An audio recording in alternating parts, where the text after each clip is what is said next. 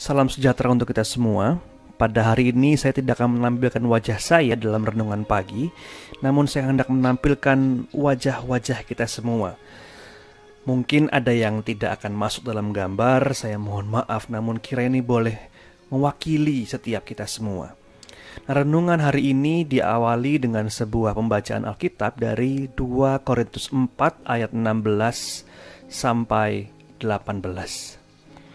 Sebab itu kami tidak tawar hati, tetapi meskipun manusia lahiriah kami semakin merosot, namun manusia batiniah kami dibaharui dari sehari ke sehari.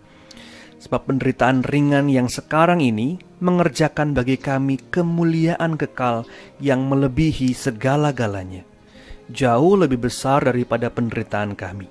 Sebab kami tidak memperhatikan yang kelihatan, melainkan yang tak kelihatan. Karena yang kelihatan adalah sementara, sedangkan yang tak kelihatan adalah kekal. Nah, hari ini saya hendak mengajak kita untuk bernostalgia. Kata nostalgia berasal dari kata Latin yang artinya merindukan rumah. Sebagai sebuah perasaan di mana kita merindukan tempat yang mana hati kita tertambat di dalamnya. Rumah sebagai sebuah simbol dari kediaman yang di dalamnya kita merasakan ketenangan, kita merasakan keamanan, namun kita juga merasakan damai sejahtera. Nah, foto-foto yang saya tampilkan tentu menampilkan sebuah ingatan di kepala kita masing-masing akan setiap kondisi dan peristiwa yang pernah kita alami.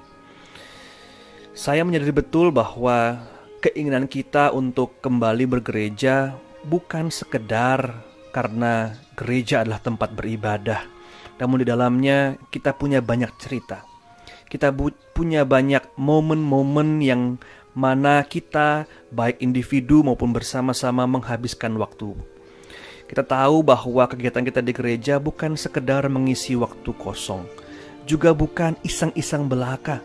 Namun kita tahu di dalamnya kita menerima kebaikan, kita merajut kebaikan, dan kita menghadapi dan menyongsong sebuah kebaikan dari Allah juga. Bahwa ketika kita bergereja, kita bukan sekedar beribadah, namun kita juga merajut kebersamaan dengan sahabat-sahabat kita melalui kegiatan-kegiatan di wilayah, kegiatan-kegiatan di komisi, atau bahkan ketika kita berkunjung kepada sahabat-sahabat kita yang sakit, atau kita bekerja sama untuk berkunjung kepada mereka yang membutuhkan.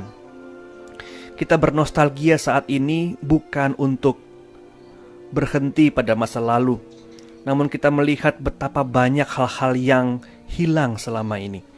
Dan itulah kekuatan utama kita untuk bertahan pada saat ini, bahwa apa yang kita nantikan jauh lebih indah.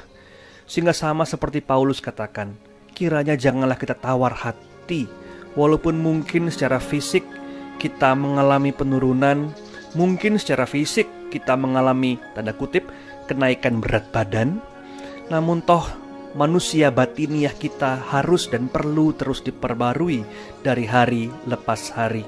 Kita mendengarkan renungan pagi dan malam, kita bersaat teduh pagi dan malam, kita mengambil saat-saat berhenti sejenak dari berbagai macam kesibukan kita untuk menatap kembali keindahan yang diberikan oleh Tuhan. Dan bernostalgia juga berarti kita membaca kembali buku kehidupan kita, bahwa ternyata apa yang direnggut oleh COVID-19 jauh lebih besar dari apa yang pernah kita alami. Bahwa kita baru menyadari betapa berharganya waktu-waktu itu, ketika pada saat ini kita kehilangan itu semua. Kita menghargai betapa pentingnya pertemuan-pertemuan ketika kita nggak bisa lagi bertemu atau belum bisa bertemu. Kita menghargai betul sebuah gereja, sebuah persekutuan ketika semua itu dihambat atau kita terhambat untuk bisa melakukannya. Namun Paulus sekali lagi mengatakan, penderitaan yang ringan sekarang ini kita kerjakan bersama-sama, karena kita sedang menyongsong kemuliaan yang kekal bersama dengan Tuhan. Bahwa persahabatan yang kita rajut itu semata-mata agar kita bersama-sama boleh hidup dan hidup dalam Tuhan Kristus kita. Pada hari ini refleksi kita mencoba untuk mengingat kembali bahwa tidak jarang hal-hal yang kita anggap biasa dan kita anggap remeh, namun toh ternyata sungguh sangat penting untuk kehidupan kita. Saya teringat seorang sahabat pernah menulis sebuah status di Facebooknya. Dia katakan demikian, "Dulu ketika ada Kamis Putih, saya selalu menolak untuk membuka sepatu saya untuk bisa dibasuh. Namun ketika pandemi ini saya sungguh merindukannya.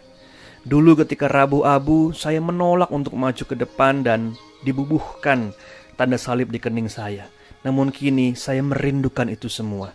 Bukan semata-mata sebuah pertemuan dengan sahabat, namun juga pertemuan dengan Tuhan. Keduanya sama-sama penting. Aku bertemu dengan sahabat dan disitulah Tuhan juga hadir."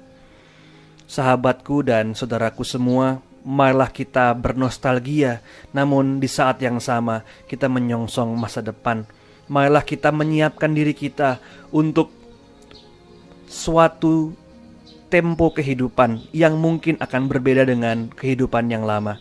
Namun toh kita mencoba untuk menata diri kembali satu demi satu, bata demi bata, batu demi batu, agar kiranya apa yang hendak kita songsong semuanya boleh indah bersama dengan Tuhan. Mari kita berdoa sembari mengingat hal-hal indah yang pernah Tuhan berikan, dan mengingat juga hal-hal indah yang Tuhan akan berikan dalam kehidupan kita ke depannya.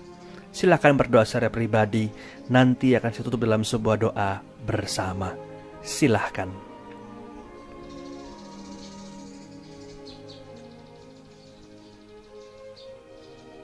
Mari kita berdoa. Ya Tuhan, pada hari ini kami mengingat dan melihat kembali betapa banyaknya hal-hal yang sudah Engkau berikan kepada kami. Dan tidak jarang kami menyia-nyiakannya. Tidak jarang kami menganggapnya sebagai sesuatu yang kami terima begitu saja. Sesuatu yang mudah dan alamiah. Namun toh ternyata Engkau sendiri yang merajut keindahan itu. Engkau sendiri yang memberikan kepada kami, menghadirkan kepada kami keindahan-keindahan itu. Ajarkanlah kami untuk semakin menghargai keindahan kebersamaan itu. Dan agar kiranya di masa-masa ini kami sembari menguatkan manusia batiniah kami, mempersiapkan diri kami menuju sebuah kehidupan yang baru, yang mana kami tak khawatir karena Tuhan beserta dengan kami. Terima kasih ya Tuhan. Amin.